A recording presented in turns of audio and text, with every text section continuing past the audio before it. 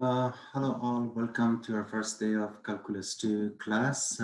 Today I'll start with 6.1. I'll cover 6.1 for you. Then the next lecture will be 6.2 and I'll cover 6.2. In 6.1, your first lecture, we start with inverse functions. What is inverse functions? We will do a quick review of the inverse functions. Um, it's basically this review is from your algebra class. We do that review for you. What is inverse functions? How to find the inverse of a functions. Then slowly I will move on to the calculus of the inverse functions. 6.1 inverse functions, the definition is written right in front of you. A function f is called one-to-one function if it never takes on the same value twice. It means f of x1 cannot be equal to f of x2 whenever x1 is not equal x2. Let's translate this. I'm sure your algebra professor explained very well during the algebra class or pre-calculus class for you what is one-to-one function. But right now, what does it mean when f of x1 is not f of x2 and x1 is not equal x2? I will show you in a different ways. For example, let's consider two sets of the number. This is one set of the number. I'll name it set A. And I have another set of the number, I'll name it set B. For example, I have few numbers here, 4 numbers like 1, 2, 3, 4. And I have few numbers here like 4 numbers, maybe -2, 3, -5, and 8. When x1 is not equal to x2, you see the values that I have in set A. Actually, your set A represents the values of x. Your set B represents the value of f of x, or you can name it also y, right? Also, we know that x is the domain, the set of the domain, and y is the set of range, right? These are kind of reviews from your algebra. Your set X is always domain and set Y is always range, right? X1 is not equal to X2. You see all the values in X, they are not equal to each other. 1, 2, 3, 4, they are not equal. Also, at the same time, f of X1 is not equal to f of X2. For example, here, when you plug in X in a function, f, for example, you have a function f of x. When you plug in 1 in it, the resulting is 2. When you plug 2, it gives you 3. When you plug 3, it gives you -5. When you plug 4, it gives you 8. For every single value of x, you have a single value of f of x. That's mean there is no repeating x, and also there is no repeating y. If I translate in a English language for you, this mathematical language, it means f of x1 f of x1 cannot be equal f of x2. It means no repeating y. x1 cannot be equal to x2. It means no repeating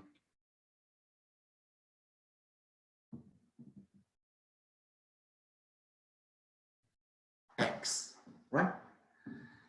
If you remember the day that you start with the functions and we give you the definition of the functions, what is a function?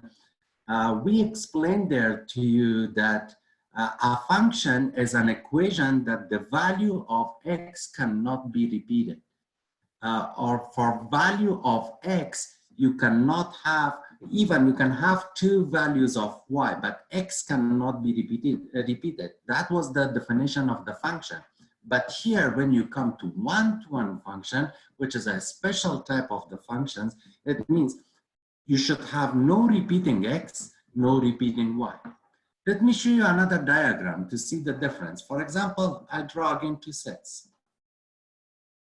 Set A, set B, or let's say X and f of X. Let's name it X and f of X, make it easier. 1, 2, 3, correct? Even let's say put 4 numbers, 1, 2, 3, 4. Here, for example, I have -1, 5, -7. 1 goes to -1, 2 goes to 5, 3 goes to 5, 4 goes to 7. This one is not one-to-one function. Not one-to-one. Why? Because for two different value of X in the domain, you have same value of Y, correct? That's why we cannot call these type of functions a one-to-one function. It is a function, this diagram, but it is not a one-to-one function. The first diagram that you saw here, you can call it, this is a one-to-one function. Correct? Now, if I show you in different way, if you remember from algebra, these are extra explanations that you may not find in your book, but this one, if you remember, we told you a relation is a function, correct? Let me write a relation for you. For example, 1, 2, 3, 4,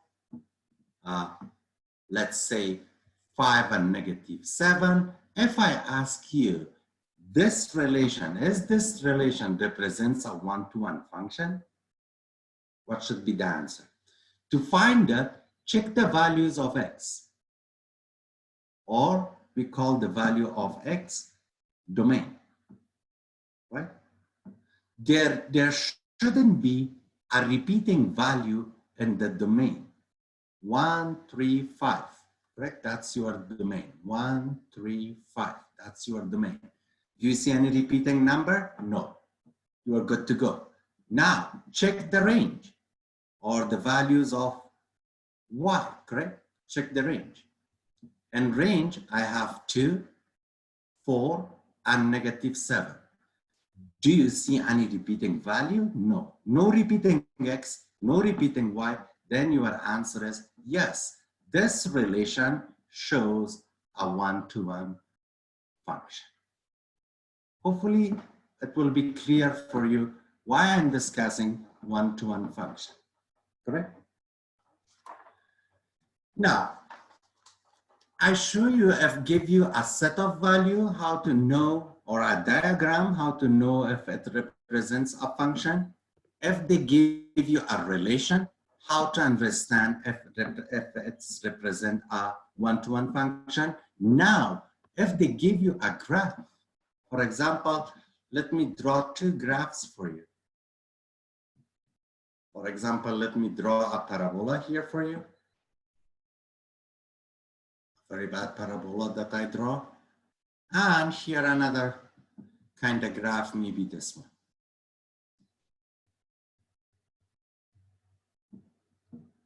Which graph represents a one-to-one function? Is the first graph, a parabola, is a one-to-one function?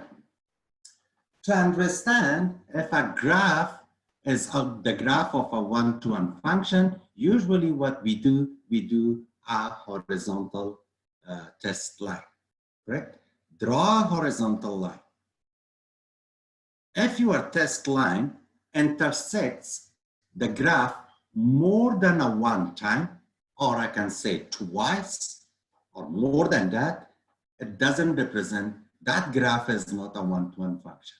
Here, my horizontal line test intersects the graph twice, then it's not one-to-one. Let's draw here. At one point, even if you draw here at one point, even you draw here at one point, then this graph is the graph of one-to-one. right? When you do the horizontal line test, if your horizontal line only and only intersects the graph once, that graph is the graph of a one-to-one function. Basically, right now you are in a calculus class. In algebra class, we just showed like these lines, but right now you are in calculus 2, actually in the second level of the calculus. When I told you no repeating y, correct? No repeating x, no repeating y. For this parabola, for example, if this point is 2, this point is -2. For 2 and -2, you have the same value, for example, let's say 4. Because if you remember, if you have y equal x squared, if you plug in 2, it gives you 4. If you plug in -2, it also gives you 4. It means when you write a relation here, you have repeating y. You don't have repeating x, but you have repeating y. That's why it shows it's not a one-to-one function. Because a graph is actually a set of order pairs. And we call a set of order pair a relation. And we call a relation a function, correct? That's why different ways to explain for you what is a one-to-one function. Why I explain one-to-one function to you, even the topic of this section is inverse functions.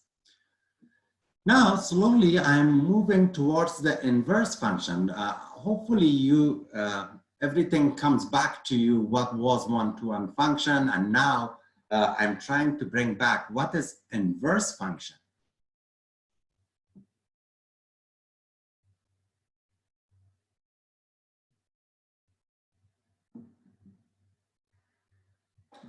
Let me write a kind of definition for you, then I'll explain it to you, correct?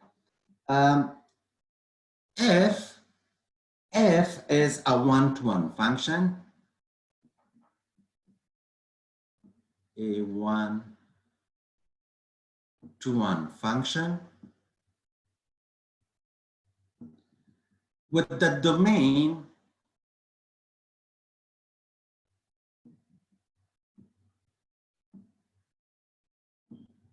A and range B,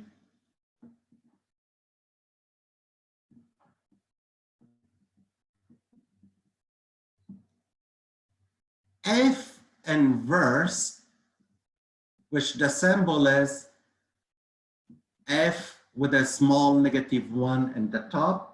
Later I'll explain that it's not an exponent, it's just a symbol.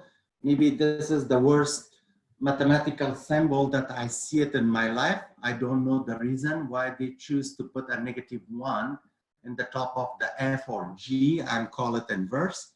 But it's really, some students are getting confused. They think it's F to the power of -1. No, it doesn't represent F to the power of -1. We read it F inverse, correct?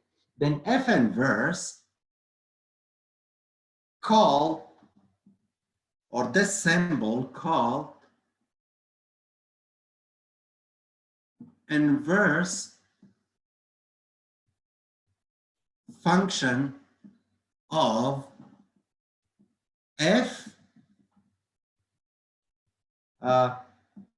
that has the domain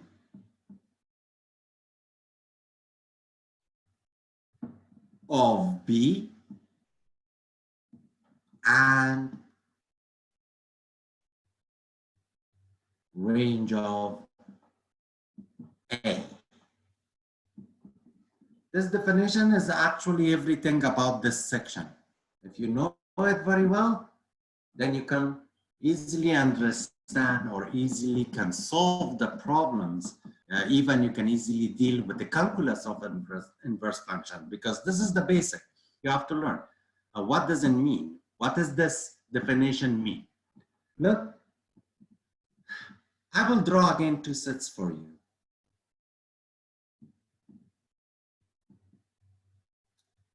let's name this set A, this set B. A represents domain for a function f. B represents the range for a function f. For example, this set represents a function f. Correct? For every value in the domain, because it's a one-to-one function, for every value that you have in the domain, you have a value in the range. For example, 1, 2, 3, -1, -4, and let's say 9. Correct? For every single value in the domain, you have a single value in the range. Now, if it's a one-to-one function, if f is a one-to-one function, but you see the diagram, it's a one-to-one function, then, excuse me, this function has an inverse. And if I draw the inverse of this function for you, or even if I show in the same diagram for you, the domain of your function f becomes the range of the inverse. The range of your function f becomes the domain of inverse function f, correct? It means B, which was the range of your f, becomes the domain of f inverse. A, which was the domain of your function f, becomes the range of the inverse function f. It means your domain will be -1, -4, and 9. Your range becomes 1, 2, and 3. If two functions have such a relation that the domain of one of them is the range of the next one, and the range of that function is the domain of the next one, and that function is a one-to-one function, then these functions, we call them, they are inverse to each other. Or if I show you in a kind of different way with the table, maybe you remember this, maybe your professor explained already to you in algebra, when you are graphing a function and its inverse, you use usually a table, correct? You choose some values for x and you plug in and you get some values for y. For example, if this is function f, when x is 1, y is 2, when x is 2, y is 4, when x is 3, y is, for example, let's say -8, right? For every single value of x, I have one value of y. This is domain, this is range, right? This is your domain and this is your range. Now, what is the relation for inverse of this function f? Even you don't need this table. If I show you here for you, this one becomes domain, this one becomes range for your f inverse. When x is -8, y is 3. We change the value of x and y. The domain becomes range, the range becomes domain. Now, based on this explanation, if I write it in a mathematical notation for you, if the f inverse of y equals x, from here, immediately I can say f of x is equal what? Y.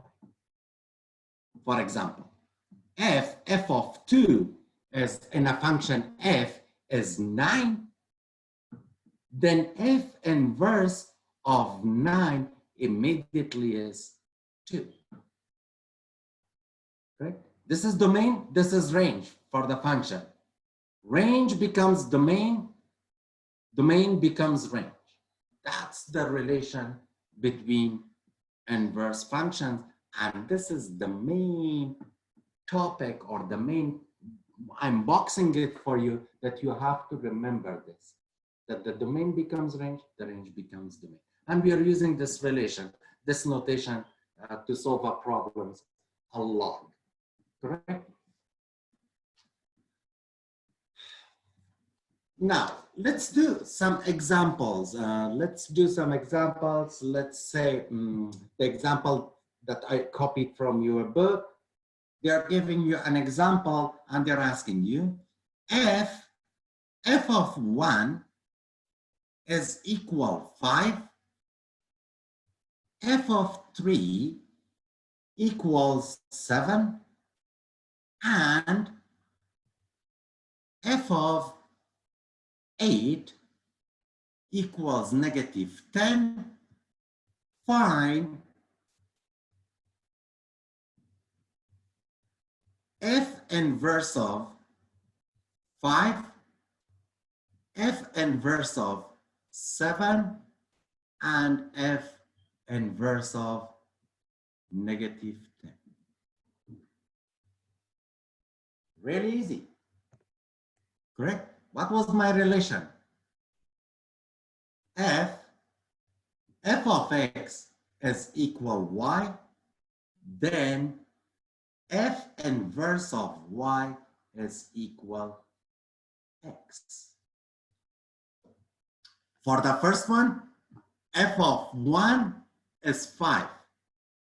If f of 1 is equal to 5, then f inverse of 5 definitely is what? 1, which is your x, right? Your x is 1. Next one, f of 3 equals 7. Then f inverse of 7 immediately becomes what? 3, based on this definition, based on the definition of the inverse functions, right? F of 8 equals negative 10, then f inverse of negative 10 is how much? 8. That was really an easy example that I copied from your book. Correct? And it's all review to bring back the discussion about the inverse functions. It's a quick review in Calculus 2, but your actual focus is on the calculus of the inverse function. But later, today I will start working on that and I'll cover it in 6.1 for you. Right? Next topic is, again, a review how to find the inverse of a one-to-one function.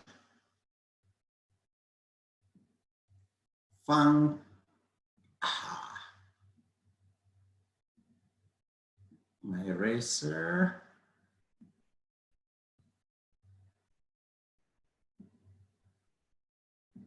How to find the inverse of a one-to-one function.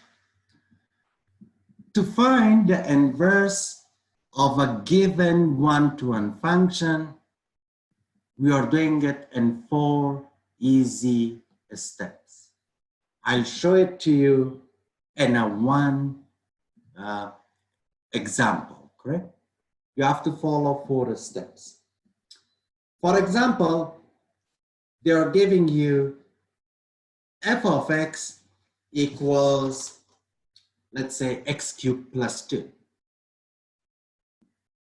They are asking you to find f inverse of x, the inverse function for this.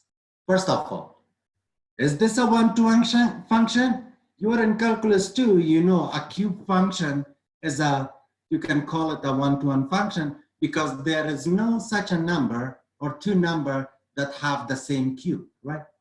Their cubes are always different. That's why we call the cube functions a one-to-one function, correct? If it's a one-to-one function, definitely it has a inverse. How to find this inverse? 4 easy steps. Step 1. if your equation is given in the form or in the function notation, f of x equal x cubed plus 2, first write in the equation notation, write y equal x cubed plus 2. It means in step 1, write your f of x as a y equal, correct? Or g of f, it's given as a g of x, write it y equal, correct? Step 2, I'm going a little bit quick because I know it's a review for you. Interchange x with y. When I'm telling you interchange, it means you are just moving y to the right, x to the left. Do not move the other symbols. If you have a power, keep the power. If you have a root sign, keep the root sign. Do not move those symbols or those notation. Only interchange x with y. It means like this. Write down as a x equal y cubed. You see, I'm not touching the exponent. I just interchange x with y plus 2. That's your step 2. Step 3, solve it for y. Solve for y. Let's solve it. I have x equals y cubed plus 2. Solving for y, I subtract 2 from both sides. Then I can write y cubed equals x minus 2. I'm solving for y, take the cube root from both sides. The cube root of y cubed equals cube root of x minus 2. Cube cancels out with cube root, y equals cube root of x minus 2. Last step, step 4. I will write step 4 here.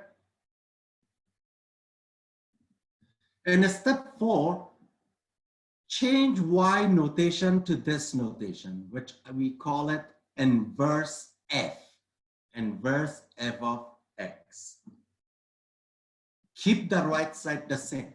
It means write down f inverse of x equals the cube root of x minus 2. This function, the resulting function, after this 4 steps, is the inverse function of y equal x cubed plus 2.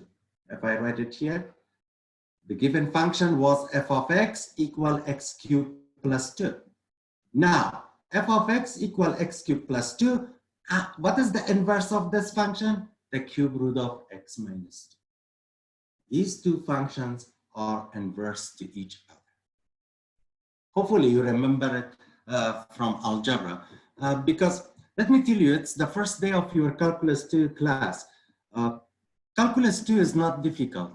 Of course, it's, some students, they are saying that Calculus 2 is the most difficult calculus. Even Calculus 1 and 3, they're easier than Calculus 2. Somehow, this statement is right, because you are dealing with a lot of formulas, a lot of methods in Calculus 2. But believe me, if you have a good foundation, good base of algebra, most of part of solving a calculus problem is algebra, right? That's why we want to do a quick review on some topics of algebra for you to make you ready for the calculus part, right? Let me do another example on this topic also for you. Let's take another example. For example, if I have, next example, example 2, f of x equals a square root of 3x plus 5. Find f inverse of x. Find the inverse function for this. Again, for a step 1, I'll change f of x to y. Y equals a square root of 3x plus 5. Step 2, interchange x with y. x equals a square root of 3y plus 5. Step 3, solve for y. To solve for y, you have to remove the square root. What I'll do, I'll square both sides. Square root of 3y plus 5 all square. Correct? Then x squared equals, square cancels out the square root, x squared equals 3y plus 5. Now solving for y, subtract 5 from both sides. You can write 3y equals x squared minus 5. Solving for y, divide both sides by 3. Then y equals x squared minus 5 over 3. Last step, step 4, change y to this notation, inverse notation. F inverse of x equals x squared minus 5 over 3. You are done. You find the inverse function for the function y equal, or f of x equals square root of 3x plus y plus 5. Correct?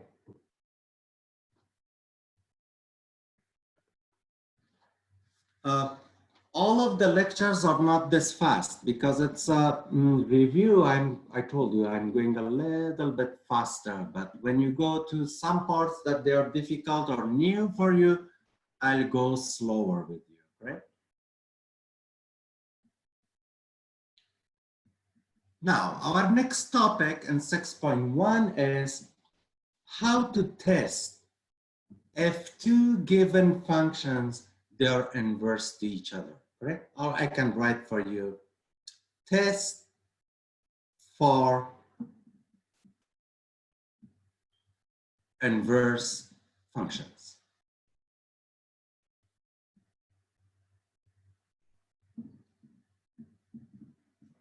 To find if two given function, they are inverse to each other, you always use the composition of the functions to test if two given function is inverse to each other. It means look for the f of inverse f or inverse f of f. If your answer becomes x, then these two functions are inverse. If not, they are not inverse. This notation is not given in your book. F of inverse f means f of, in the other notation, f inverse x, right? F inverse of f means f inverse parentheses f of x. If you remember from algebra, I'm sure your professor explained it well for you. Composition of two functions means you're taking one function and you plug that function in the variable of the next function. Correct? We call this process the composition of two functions. Now, how to do the test? If when you do this composition, if your answer becomes x, this way or this way, doesn't matter, both of them is the same, which one you choose, it doesn't matter. If your answer becomes x, these two given functions are inverse to each other.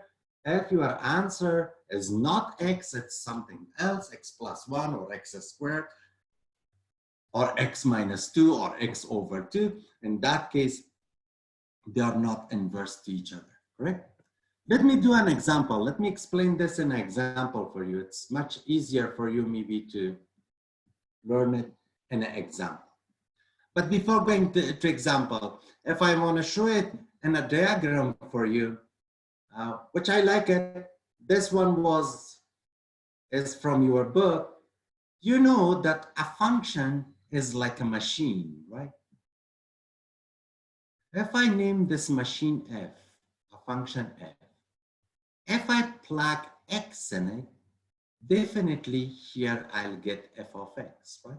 This is actually your table. When you plug x, you get f of x, right? Now, if I have another one here,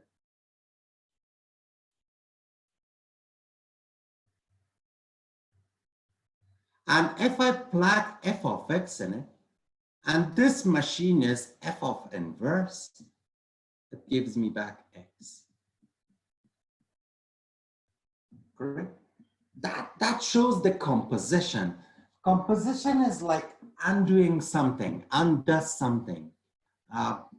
If you are dealing with computer, you type on a Word program and you push the button undo.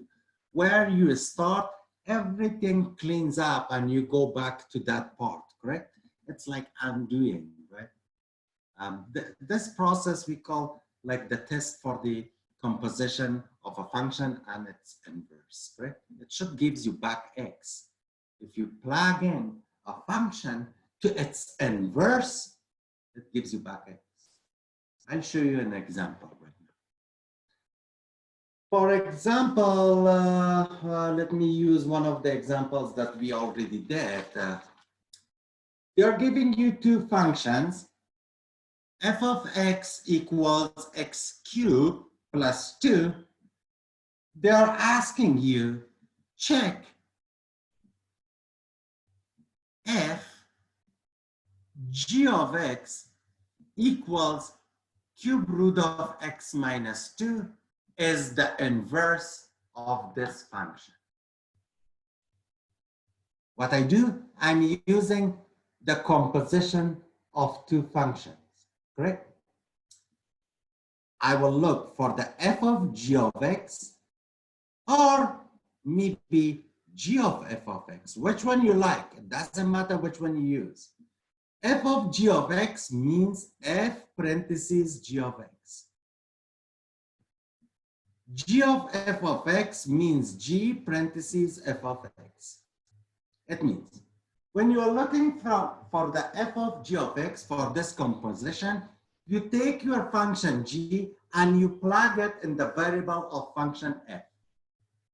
If you look for the composition of g of f of x, it means plug in your function f in the variable of function g. Do the math. If you end up with x at the end, they are inverse to each other. If it's not x, they are not inverse. Correct? Let's do it. For example, I'm using this one, f of g. Let's use f of g. I have f of g of x. It means f of, what is g of x? G of x is given to you as a cube root of x minus 2. It means if I read this one, now I'm looking for the f of cube root of x minus 2. You see, f of x is given to you. The function x is given to you. F of x is equal x cubed plus 2. Then f of cube root of x minus 2 means replace x with this. Cube root of x minus 2 all cubed plus 2. This cube cancels out the cube root. Then you can say it's equal to x minus 2 plus 2. 2 cancels out with 2. It's equal x. You see your composition, which was f of g of x, it gives you an x. If you end up with x, immediately your answer is yes, they are inverse to each other. These functions that give in functions f of x and g of x, they are inverse. Again, this topic was a review for you, correct? I'll just stop with one example because you did it in Math 96, Math 105, and also Math 110, which is pre-calculus. This topic comes in all those 3 books, correct? I just did it a quick review for you to bring it back, how to find the inverse how to know if two given functions, they're inverse to each other, right?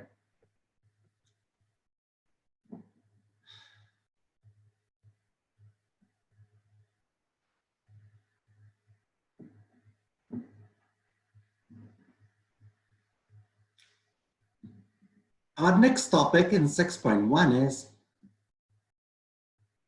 graph of inverse functions, or how to graph a function and its inverse, correct? Remember one thing.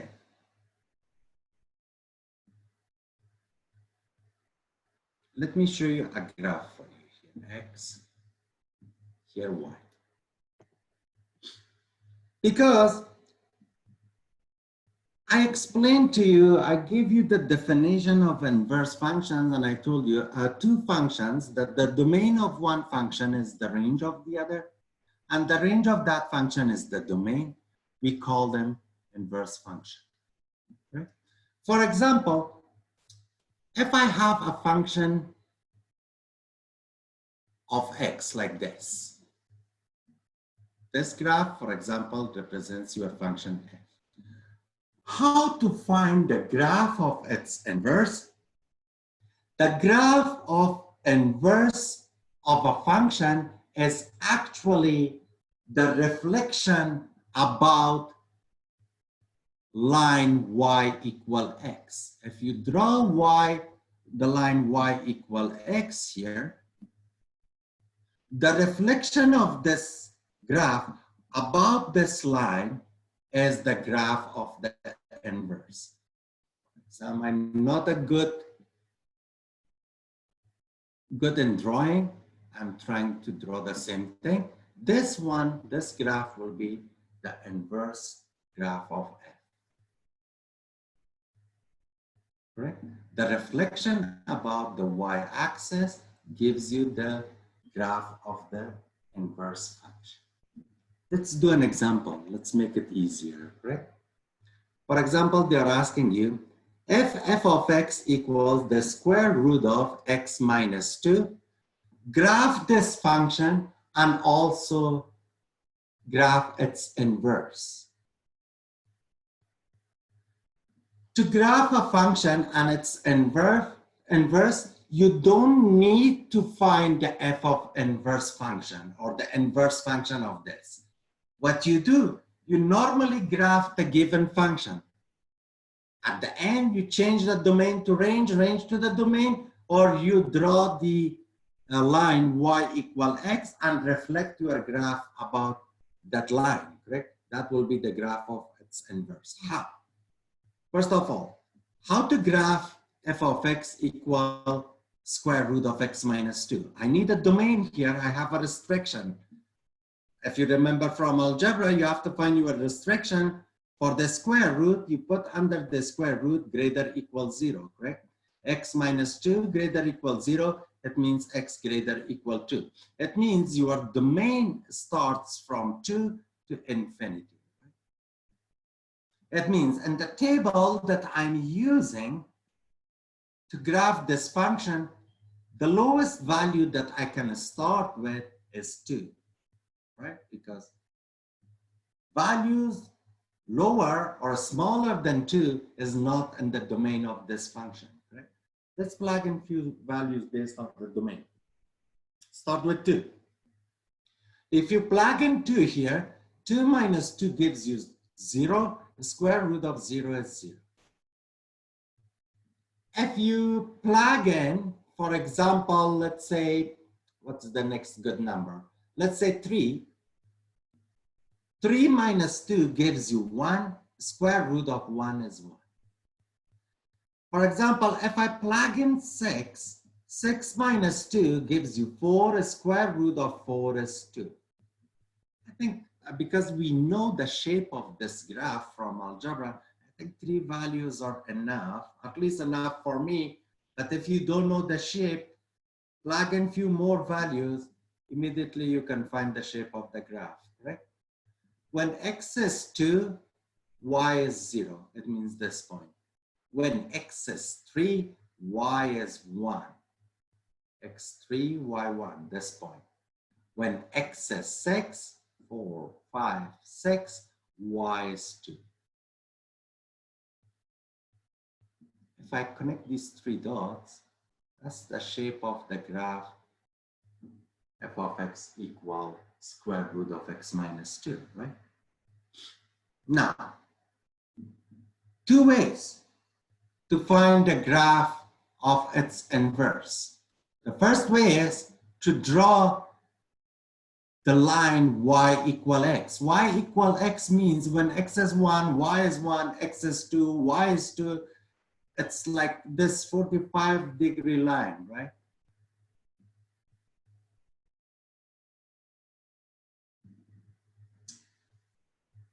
First way is to reflect all these points here.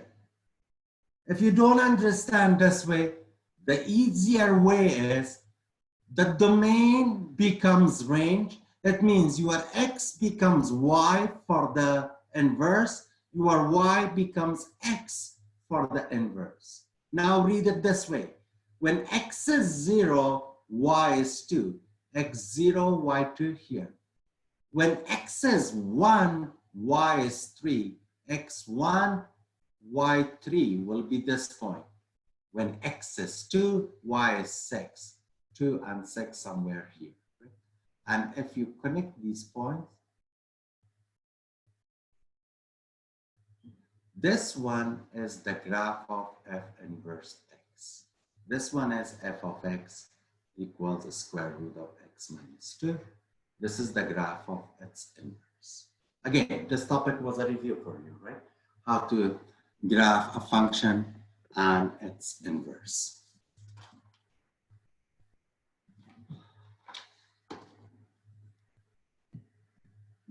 Now, we are done with all those reviews.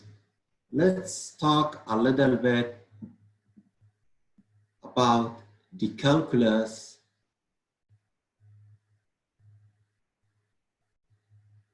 of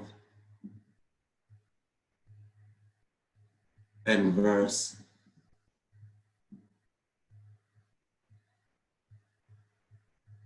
functions.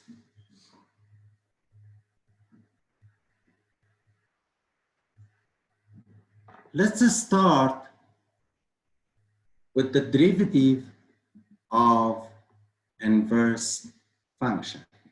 I will do a quick proof here, a formula for you, but in your class, you are not required to learn the proofs. You just try to use the formula that I will drive it for you at the end, and you're using that formula to solve the problem. But it's good to know from where this formula comes in, right? I know in many classes, maybe we escape the proofs, but I always prefer to show some proofs for the students that at least they get an idea from where, why it's like this, why I'm using this formula, what does it mean? You have to see it, right?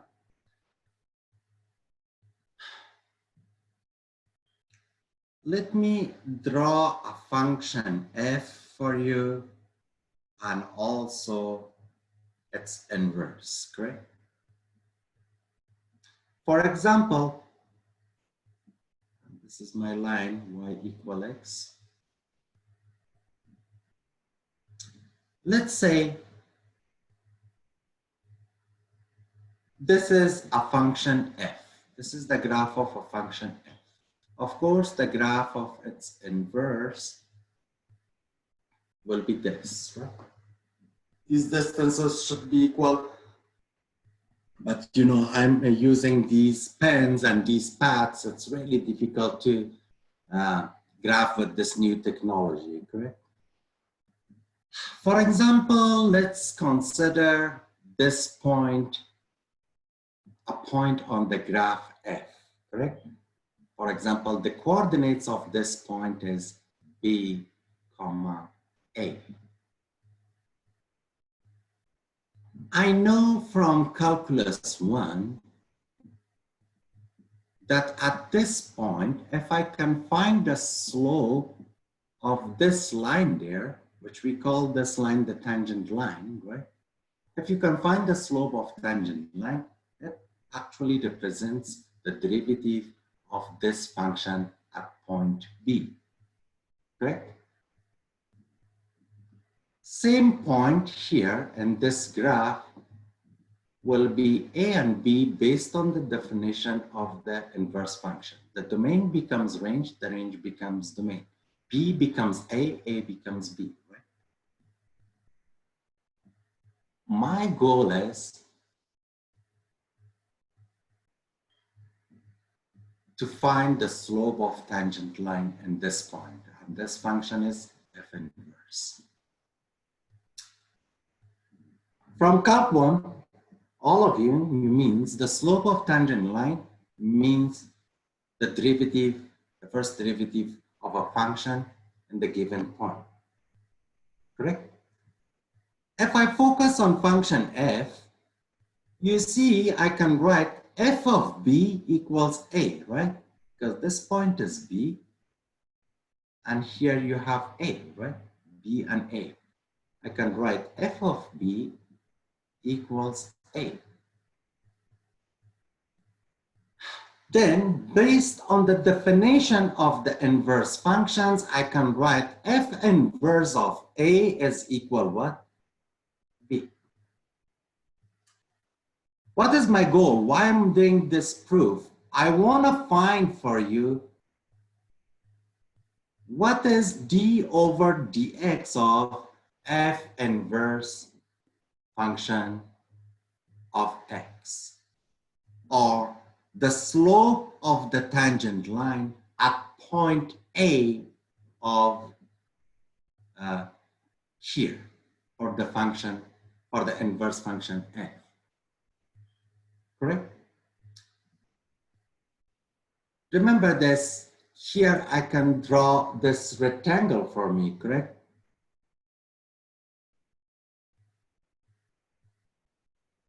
This distance will be delta x, this distance is delta y.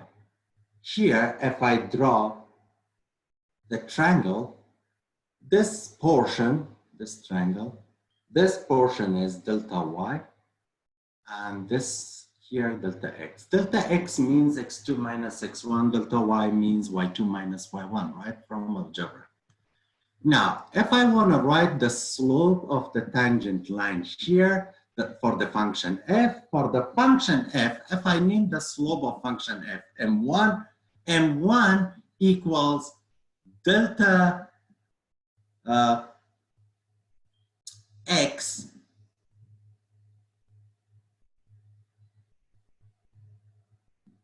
over delta y, because here that is actually your y, that's your x. The slope of the function, for this function, the slope, if I name it m2, for that one I can write delta y over what? Delta x. Now, if I want to find the slope or f prime of b, the slope of the function, the slope of the tangent line at point B, actually the slope of the function at point B, or the derivative of the function at point B, is actually equals delta x over delta y for the function f, right? Delta x over delta y, that's the slope. Look at this. If I have f prime b equals delta x delta y, and I already know what is the value of b, your b is actually f inverse of a. If I replace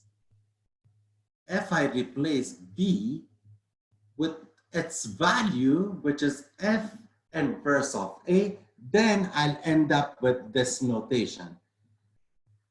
F prime of f inverse of x equals delta x over delta y, right?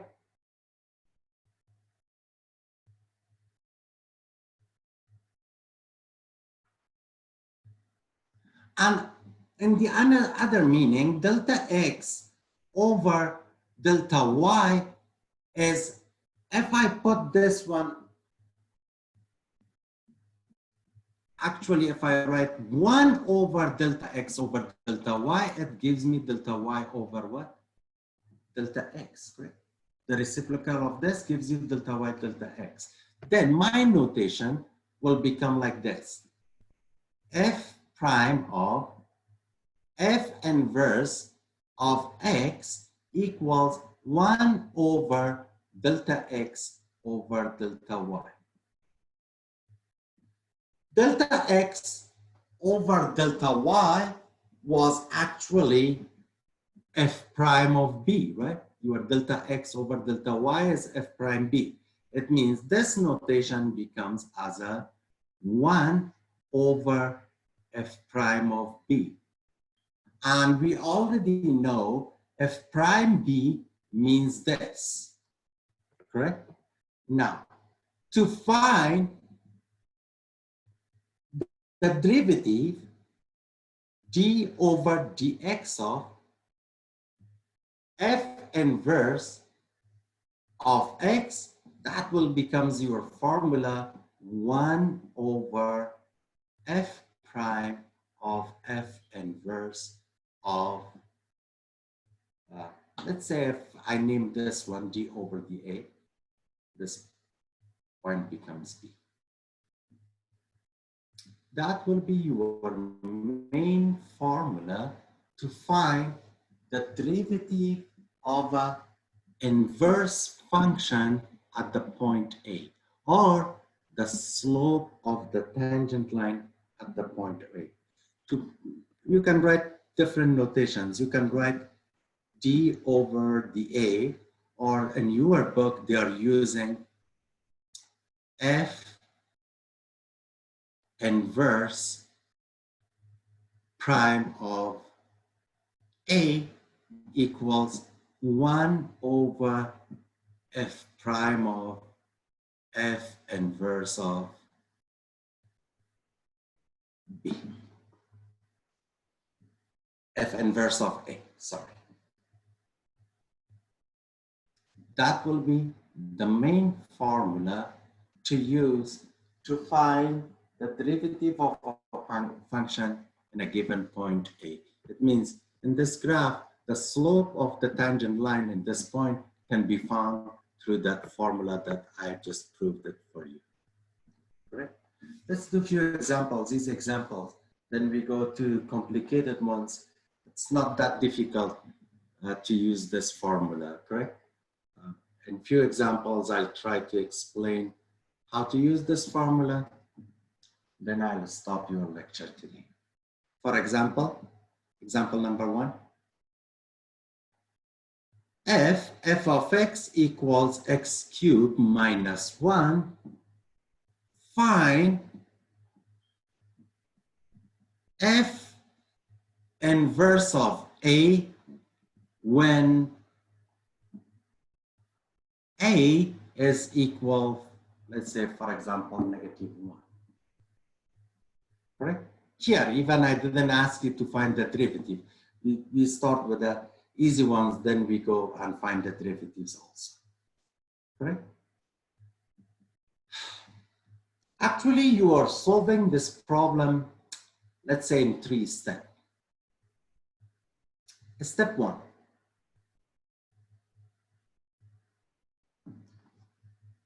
And step 1, because we have the definition f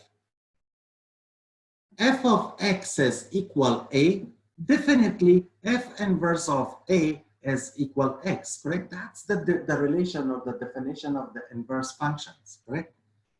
And in step 1, because A is given to you, f of x is given to you, make them equal to each other, right? That means write down x cubed minus 1 equals, how much is your A? Your A is given as a -1. Step 2, solve this equation. Add 1 to both sides. X cubed equals 0. It means x equals 0. Step 3, you see? And step 3, if f of x is equal a, f inverse of a is equal x, right? That's the definition of the inverse function. That means basically they are asking you to find f inverse of a. How much is a? -1. F inverse of -1 is x. How much is x? We already found x, 0. Easy, right? When f of x is equal a, f inverse of a is equal x, correct? And you already found the value of x, and you can plug it here and you can find answer that problem. Another problem, for example, let's say example 2 of your book, f of x equals 3 over pi x plus sine x. Find f inverse of a when a is equal 1. To find f inverse of a, what should you do? Step 1, because of the definition, if f of x is f of a, f of x is equal a, right? F of x is equal a. Do this equation, find this, f of x equal a. What is your f of x? Your f of x is 3 pi x plus sine x equals a. How much is a? A is given to you 1. Now, in example number 1, it was really a simple algebraic equations. I could solve it, I could find the value of x. But some problems like this, they are not easy to solve. You have to think actually to find a value, a correct value that both sides of the equation equal to each other. To find such a value, look at the first part of the problem. I need to find a value of, for x here, to plug in, to cancel the pi, also add that value with this value, and it gives me 1. To start thinking, I give you a hint here, you have to look for the angles that they have the value. Plug in the value of pi over 2 here, pi over 2 here, and see if both sides are equal to each other or not. If I plug in pi over 2 here, for example, this one becomes 3 over pi times pi over 2 plus sine of pi over 2. Is this equal to 1? Here, pi cancels out with pi 3/2 plus, what is sine of pi over 2? Sine of pi over 2 is 1, right? 3/2 plus 1 doesn't give you 1. Then pi over 2 is not a good value. Do, for example, let's use pi over 6. Let's plug in pi over 6, right?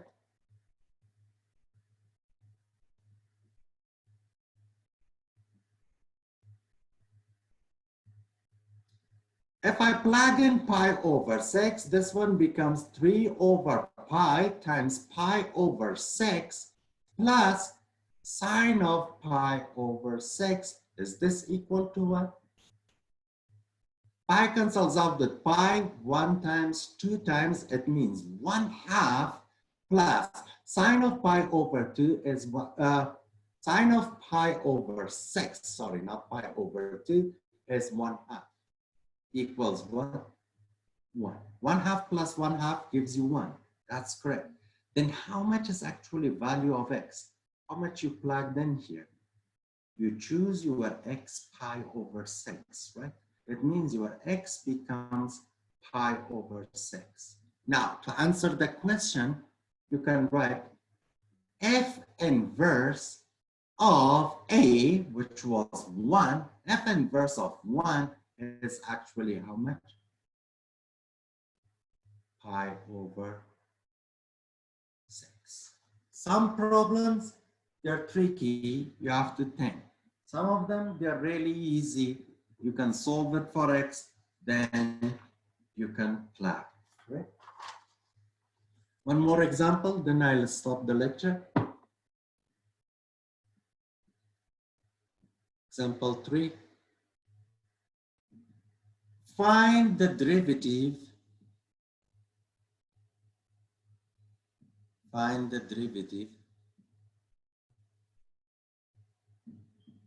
of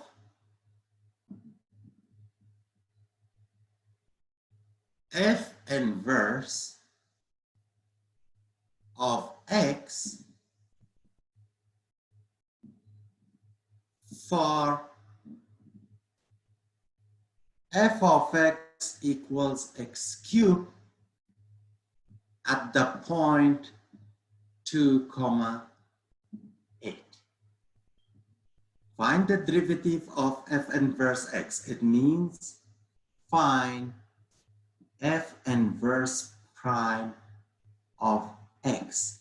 At what point? At point 2, 8. How to find this derivative? Look, the formula that you have for this, we just proved the derivative of F inverse of X equals 1 over F prime of F inverse of X, or A. I proved as A, but you can name it always X, it doesn't matter. I have to use this formula to find this. Look, what I need in this formula on the right side, I need F prime.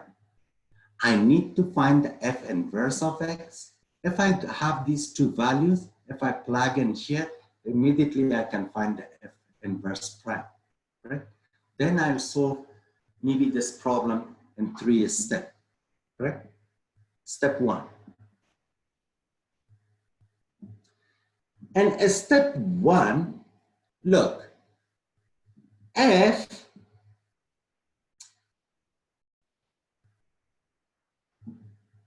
a question for you here. F of X is equal X cubed at 2, 8, right? Here, for the F inverse, the domain becomes range, the range becomes domain, correct? It means in step 1, always check if the given point is correct, if 8 is really in the domain, right? Or in the range, if 8 is on the graph, you want to check it, correct? To check that one, look for the F of 2, where you can find when X is 2, how much is Y? The function is given to you as a F of X equals X cubed. Now you're looking for the F of 2. F of 2 equals 2 cubed, which gives you 8, correct. When X is 2, Y is 8, right? Now, for the inverse, of course, the domain becomes 8, the range becomes what? 2. Step 2. In step 2, find F prime of X. Find the derivative of your function. Your function is F of X equals X cubed. Then F prime of X equals 3x squared. I'm sure everyone knows how to find this derivative, correct? 3x squared. Step 3. In step 3, you have your formula, correct? F of 2 is equal 8, then F inverse of 8 is equal what? 2. Correct? Now, in step 3, you are looking for the F inverse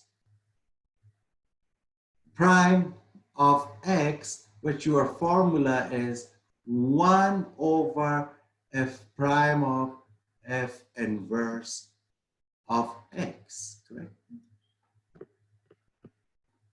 Now, the derivative for f inverse prime at the point 8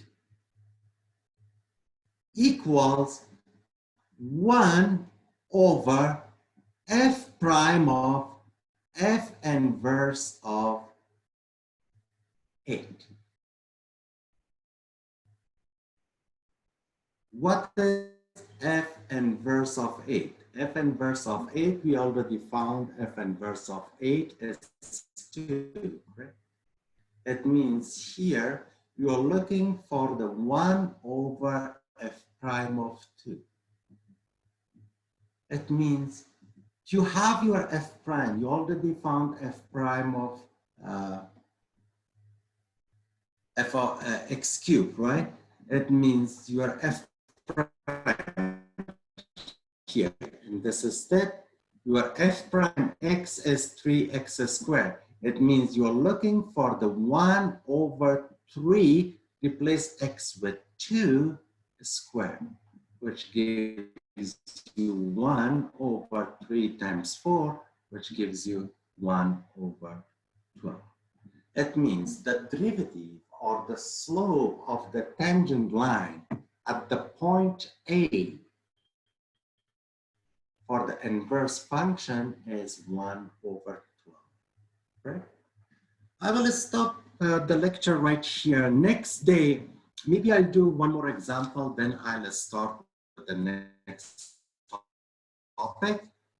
But for today, this is the whole idea, the first lecture about the calculus of the inverse function, how to find the derivative or the slope of the tangent line. And that was the formula. Next day, I'll do 1 or 2 more examples for you. Then we will start 6.2. I'll stop the lecture here and see you next time.